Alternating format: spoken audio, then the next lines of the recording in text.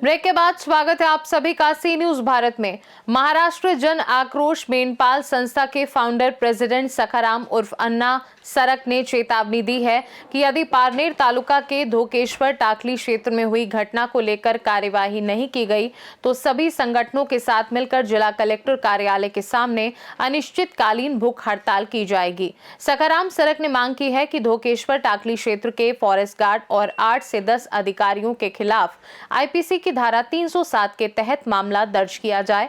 उनका आरोप है कि सुबह के समय सचिन मादे जो लकड़ी की गाड़ी ले जा रहा था उस पर फॉरेस्ट विभाग के अधिकारियों ने हमला किया और उसके सिर पर पत्थर मारकर जान से मारने की कोशिश की। पीड़ित सचिन मादे ठाकर आदिवासी समुदाय से संबंध रखता है। घटना में उसे गंभीर चोटें आई हैं और वह न्याय की मांग कर रहा है। सखाराम सरक ने कहा कि यदि फॉरेस्ट गार्ड किशोर गंगुर्डे के खिलाफ अत्याचार का मामला दर्ज नहीं किया गया तो आंदोलन और तेज किया जाएगा। उन्होंने बताया कि इस भूख हड़ताल में आदिवासी संगठन, दलित पैंथर संगठन और धनगर समाज के लोग बड़ी संख्या में शामिल होंगे। सखाराम सरक ने मांग की है कि दोषी अधिकारियों के खिलाफ कड़ी कार्यवाही की जाए और उन्हें सेवा से बर्खास्त किया जाए। मी रावसाहेब वरपे आज रोजी नगर तालुक्यातील नांदगाव येथे पोहोचलो आहोत। या ठिकाणी आदिवासी ठाकर समाजाचे मुलगा जो आहे याला 17 तारखेला बुधवारी 3:30-4च्या दरम्यान धोकेश्वर टाकळी अंतर्गत कोणतं गाव आहे ते? वडगाव साता या परिसरामध्ये लाकडाची गाडी घेऊन जात असताना असं म्हणतात ते त्या ठिकाणी जात असताना वन विभागाचे अधिकारी किशोर गांगोडे यांनी गाडी लाकडे म्हणून पैसे मागण्याचा प्रयत्न केला असं त्यांचं म्हणणं आहे। पण पैसे नसताना नाही म्हणल्यानंतर या अधिकाऱ्याने बेजरब डोक्यात दगड टाकला आणि त्यांशी आपण बातचीत करणार आहोत। तुम्ही या मुलाचे वडील आहेत, तुम्ही या मुलाचे वडील आहेत, त्या तुमच्या मुलाला डोक्यात दगड घातलाय, तुमची इथून पुढे काय दिशा असेल? दिशा माझी हीच आहे का बा माझा मुलगा तिथून डोक्यात दगड टाकला। डोक्यात किशोर गांगुळे आणि डोक्यात दगड टाकला। बर याचं भविष्याचं अवघड आहे। तर माझी विनंती एवढीच आहे का यांनी याचं काहीतरी नियोजन लावा। किशोर गांगुडे हा वन अधिकारी याच्यावर कोणता दाखल झाला पाहिजे? अॅट्रॉसिटी झालं पाहिजे किशोर गांगुडेवर यांना। आणि गुन्हा दाखल नाही झाला तुम्ही काय करणार आहे? आम्ही उपेशन करणार आहे पुढं तहसील कार्यामध्ये कलेक्टर ऑफिसला पोलीस।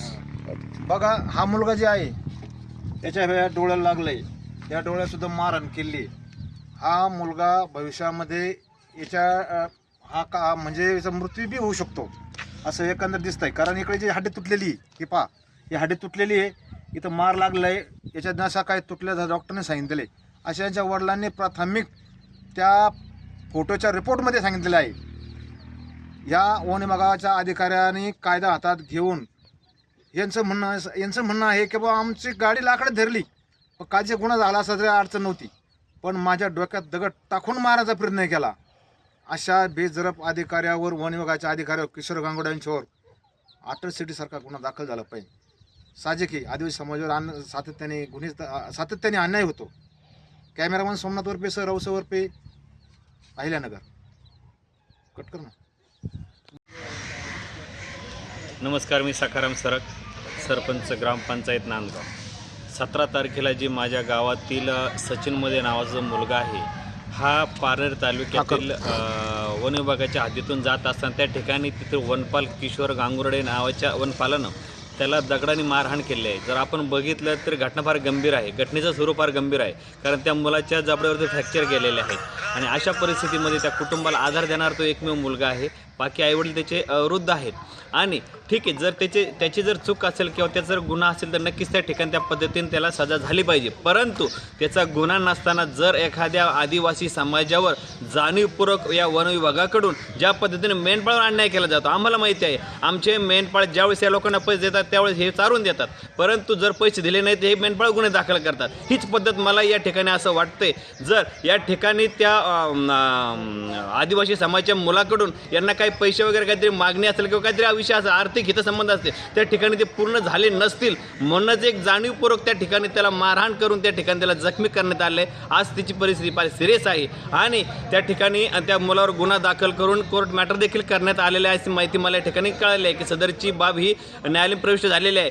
जरी ती गोष्ट न्यायालयीन प्रविष्ट झाली असेल परंतु आम्हाला आमच्या समाजावर झालेला, माझ्या आदिवासी समाजावर झालेला जो अन्याय आहे त्या अन्यायाला वाचा फोडणं हे माझं कर्तव्य आहे. आणि जर त्या वनपालावरती ॲट्रॉसिटी अंतर्गत कार्यवाही नाही झाली तर या ठिकाणी मी इशारा देऊ इच्छितो की आदिवासी समाजाच्या वतीनं आम्ही जिल्हाधिकारी कार्यालयावरती आमरण उपोषण करणार आहोत. या घटनेची सखोल चौकशी झाली पाहिजे आणि सत्यता जनतेसमोर आली पाहिजे, या ठिकाणी अशी माझी मागणी आहे.